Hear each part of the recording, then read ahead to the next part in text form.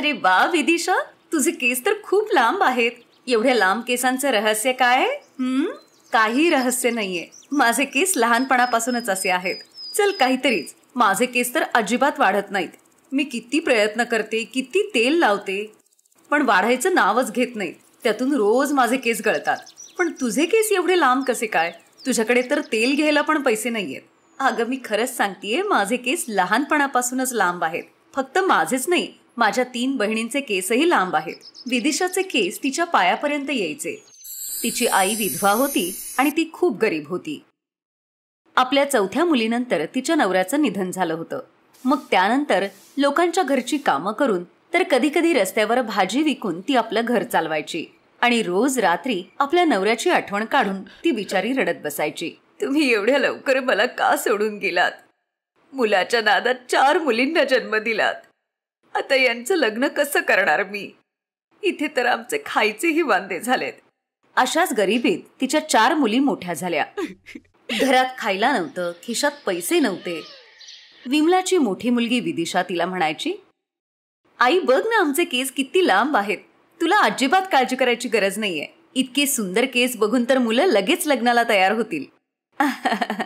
तू पण ना पोरी, खूप भोळी आहेस. दुनिया इतकी साधी भोळी नाही जेवढी तू समजतीयस. लग्नासाठी हुंडा द्यायला लागतो, पण मी तुमच्या चौघींसाठी हुंडा कसा देऊ? विदिशाची बहीण मिताली म्हणते, मग आपण हुंडा नाही द्यायचा आई. आम्ही स्वतः कमवू आणि इथेच राहू तुझ्याच बरोबर. अच्छा, पण कमावशील कसं? मला बघतीयस ना, सकाळपासून संध्याकाळपर्यंत मेहनत करते, पण पैसा हातात टिकतच नाही. अगं तू शिकलेली नाहीयेस आई. आम्ही जर चांगल्या शिकलो तर नोकरी मिळू शकेल. हाच विचार करून 4ही बहिणी शाळेत जाऊ लागल्या. आपल्या लांब केसांमुळे त्यांची शाळेमध्ये एक नवीन ओळख निर्माण झाली. सगळेजण त्यांना लांब केसांच्या बहिणी म्हणून ओळखायचे. त्या 4घी जणी संध्याकाळी लोकांच्या घरची कामं करायला जायच्या, म्हणजे शिक्षणाचा खर्च त्याच्यातून निघेल. विदिशा कॉलेजला जायला लागली तेव्हाच विमलाची तब्येत खराब झाली. विदिशा पोरी, आता काय होईल ग? मी तर आता आजारी पडलीये आणि आता कामही करू शकणार नाही. तुझ्या 3 छोट्या बहिणी आहेत. आता घर कसं चालणार? तू काळजी करू नकोस आई, मी सगळं सांभाळीन. मी अजून मेहनत करीन. हळूहळू विदिशावर सगळी जबाबदारी येऊ लागली. दीदी, माझा स्कूल ड्रेस फाटलाय. मला नवीन ड्रेस हवाय. दीदी, मला नवीन पुस्तकं पाहिजेत आणि मला नवीन शूज पाहिजे. हे शूज खराब झालेत. आणि विमला ही खोकत म्हणाली, विदिशा पोरी, माझी औषधही संपली आहेत. उद्या औषधं घेऊन ये. एकीकडे घराची जबाबदारी आणि दुसरीकडे कॉलेजमधला अभ्यास, हे सगळं एकटीला सांभाळायला लागल्यामुळे विदिशाची हालत खराब झाली होती. वरतून टीचरचा ओरडा बसायचा तो वेगळाच. अर्चना मिसला विदिशा खूप आवडायची, पण 3घी बहिणी आणि विदिशाला कमी मार्क्स मिळाल्यामुळे अर्चना मिस रागावल्या होत्या. विदिशा, लक्ष कुठं आहे तुझं? गेल्या काही महिन्यांपासून तुझं अभ्यासात लक्षच नाहीये. मॅम, ते घरी आई आजारी आहे म्हणून. गप्पा बस. मला काही कारण सांगू नकोस. केवळ अभ्यासात लक्ष नाहीये तुझं. केसांवरती बरं लक्ष राहतं ग? नाही मॅडम, मी केसांची अजिबात काळजी घेत नाही. अच्छा, केसांची काळजी घेत नाही तर मग काय केस उगाच असे लांब झालेत? हो मॅडम, माझे आणि माझ्या बहिणींचे केस असेच लांब आहेत. अगदी लहानपणापासून. हे ऐकून अर्चना मिसही आश्चर्यचकित होते. एखाद्याचे केस एवढे लांब कसे काय असू शकतात? दुसऱ्या दिवसापासून विदिशाने कॉलेजमध्ये येणंच बंद केलं. तिच्याकडून हे सगळं सांभाळलं जात नव्हतं. तिने फुटपाथवर भजीपाव विकणं सुरू केलं. भजीपाव विकून घर तर चालत होतं, पण तिचं नोकरी करण्याचं स्वप्नच राहिलं होतं. आणि भजीपाव विकून एवढे पैसे तर येतच नव्हते की ती पूर्ण आयुष्य आरामात काढेल. विदिशा तिच्या जीवनचक्रात अडकली होती. तिला 3 बहिणींचंही टेन्शन होतं. ती नेहमी काळजीत असायची. असेच काही दिवस गेले. तिकडे अर्चना मिसही विदिशाला विसरली होती. विमलाची तब्येत अजूनच बिघडली होती. डॉक्टरांनी सांगितलं होतं की ऑपरेशन करावं लागेल, नाहीतर ती वाचणार नाही. आणि ऑपरेशनसाठी 5 लाख रुपये लागणार होते. हे सगळं ऐकल्यामुळे विदिशाला खूप टेन्शन आलं. पण प्रत्येकाच्या आयुष्यात असं एक वळण येतं की जे माणसाचं आयुष्य बदलवून टाकतं. अर्चनाचा नवरा एका ॲड एजन्सीमध्ये काम करत होता काय झालं? आजकाल तुम्ही खूप टेन्शनमध्ये दिसता. हो यार अर्चना, एका नवीन तेल कंपनीचं काम आहे. त्यांच्यासाठी ऍड बनवायची आहे आणि त्यांना लांब केसांवालीच मुलगी हवी आहे. पण मला एकही मॉडेल मिळत नाहीये जिचे केस लांब आहेत. सगळ्यांचे केस छोटे आहेत. लांब केसांची मुलगी हवी आहे तुम्हाला? हो, आणि केस नॅचरल असतील तर अजूनच चांगलं. अगं पण आजकाल कुठे मिळतात अशा मुली? मी अशा मुलीला ओळखत होते. तिचे केस पायापर्यंत यायचे आणि तिने मला सांगितलं होतं की तिच्या बहिणींचेही केस असेच आहेत. अच्छा, मग मला तीच मुलगी पाहिजे. पण कुठे भेटेल ती मला? फक्त तीच नाही, तिच्या 3 बहिणी पण आहेत. अरे वा, काय छान बातमी दिलीस तू अर्चना. मला आत्ताच्या आत्ता त्या मुलीकडे घेऊन चल. पण कसं? पण त्या मुलीने तर कॉलेज सोडून दिलंय. ती खूप चांगली होती. अरे यार, सगळं मूड खराब केला तू. चला आज बाहेर जेवायला जाऊया, मूड ठीक होऊन जाईल. अर्चना आपल्या नवऱ्याबरोबर गाडीत बसून बाहेर जेवायला गेली. पण रेस्टॉरंटमध्ये गेल्यानंतर कळालं की रेस्टॉरंट बंद आहे. अरे यार, आज तर काहीच नीट होत नाहीये माझ्या बरोबर. आता काय खाणार आपण? तेव्हाच एक मुलगी त्यांच्याकडे येते आणि म्हणते, अरे अर्चना मिस, तुम्ही इथे भजीपाव खाणार? मी भजीपाव विकते. विदिशा तिथेच भजीपाव विकायची. गाडी बघून ती भजीपाव विचारायला आली होती आणि तिला बघून अर्चना मिसला खूपच जास्त आनंद झाला. अरे विदिशा, तू हे बघा, हीच आहे ती मुलगी लांब केसांची. अरे वा, तुझे केस तर खूपच लांब आहेत. एका जाहिरातीत काम करशील का?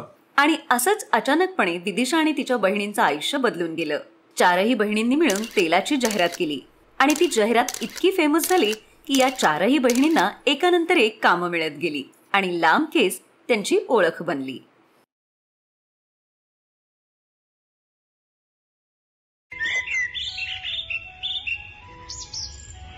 नूरपूर गावात राहणाऱ्या सीमा आणि अंकुश दोघं बहीण भाऊ होते. ते त्यांच्या जन्मानंतर अनाथ झाले होते. त्यांच्या जन्मानंतर काही महिन्यातच त्यांच्या आईवडिलांचं निधन झालं होतं. ताई, खूप दिवसांपासून काहीच चांगलं खाल्लं नाही. बस एवढंच? चल तुला खायला देते. एका हलवाईच्या दुकानात गेले आणि दोघांनी एक एक समोसा खाल्ला. आज तर मज्जाच आली ताई. जर असंच खाणं रोज मिळालं. नाही रे बाबा, रोज रोज आपण असं श्रीमंतांचं खाणं नाही खाऊ शकत. आपल्याकडे जेवढं आहे त्याच्यातच समाधानी राहायला शिक. त्यानंतर त्या गावात खूप मुसळधार पाऊस आला आणि त्या पुरामध्ये त्यांची झोपडी सुद्धा वाहून गेली.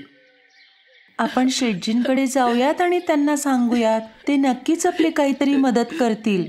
तो खडूस शेठजी, तो तर एक नंबरचा लालची आहे. तो आपली काय मदत करणार? तू चल तर एकदा ताई, त्यांना आपण हे सगळं सांगूयात. शेठ खूपच खडूस होता. तो नेहमीच त्यांना या कचऱ्याचे खूपच कमी पैसे द्यायचा. काही वेळानंतर ते दोघंही शेठजींकडे पोहोचतात आणि सीमा आपल्या मालकाला म्हणते, शेठजी, थोडे पैसे पाहिजे होते. आम्ही काहीच खाल्लं नाहीये. पावसाच्या पाण्यात आमचं घर आणि सगळं सामान वाहून गेलं. तेव्हा शेठजींची बायको उर्मिला सुद्धा तिथे येते. उर्मिला खूपच खडूस स्वभावाची होती. पैसे काय झाडायला लागतात? बाईसाहेब, तुम्ही जे म्हणाल ते मी करीन. हा माझा छोटा भाऊ आहे. तुमच्या दुकानाच्या बाहेर जे छोटंसं छप्पर आहे, आम्ही तिकडेच राहू. ठीक आहे, राहा. पण दुकानाच्या बाहेर कशाला? इकडे बाहेर आमच्या तबेल्यात राहा. पण त्या बदल्यात तुला माझ्या घरचं सगळं काम करावं लागेल. राहण्याबरोबरच तुम्हाला दोघांना 2 वेळचं जेवण पण देईन मी. हो हो बाईसाहेब, मला मान्य आहे. पावसाचे दिवस होते. दोघही बहीण भाऊ त्या तबेल्यात जाऊन तिथल्या जागेत आपलं अंथरूण घालून झोपून जातात आणि दुसऱ्या दिवशी घरातलं सगळं काम आटपून कचरा गोळा करायला बाहेर पडतात. काहीतरी छान बनवण्याचा वास येतोय. मला वाटतं त्या कचोरी बनवतायत आज. आज आपल्याला कचोरी खाऊन खूप मज्जा येणार आहे. मी विचार करतीये की लवकर आपले पैसे जमू देत आणि आपण आपली झोपडी परत बांधू देत. मग तुला तुझी ही बहीण स्वतःच्या हाताने कचोरी बनवून देईन. किणबाई शिळी पोळी आणि रात्रीची आमटी घेऊन तिथे येतात आणि त्या दोघांना देतात. बाईसाहेब, तुम्ही तर कचोरी करत होतात ना? अंकुश खूप वेळापासून त्याची वाट बघत होता. हे सगळं श्रीमंतांचं खाणं आहे. तुम्हाला दोघांना अजिबात मिळणार नाही ते. मुकाट्याने जे हे दिलंय ते खा आणि झोपून जा. सकाळी उठून तुम्हाला गाय म्हशींना चारा सुद्धा घालायचा आहे. मालकीणबाई तिथून निघून गेल्या. सीमा आणि अंकुशच्या डोळ्यात ते शिळं अन्न बघून अश्रू येतात. रडत रडत सीमा म्हणाली, रडू नकोस अंकुश, मी लवकरच तुला माझ्या हाताने कचोरी बनवून देईन. दिवसभर काम केल्यामुळे त्यांना भूक लागली होती. त्यामुळे त्यांनी शिळी पोळी खाल्ली आणि तिथेच तबेल्यात झोपून गेले. दुसऱ्या दिवशी सकाळी घरातलं काम संपवून ते जेव्हा कचरा गोळा करायला गेले ताई इकडे ये, हे बघ इथं काय आहे. सीमाने जेव्हा उचलून पाहिलं तेव्हा तिला दिसलं की ती खूपच सुंदर कढई होती. ही कढई, पण ही आपल्या काय कामाची? पण आपण ही कोणाला तरी विकली तर आपल्याला पैसे नक्की मिळतील. जेव्हा आपली झोपडी तयार होईल तेव्हा मी माझ्या भावाला या कढईमध्ये कचोरी तळून देईन. त्या दोघांनीही ती कढई लपवून आपल्या तबेल्यात आणली.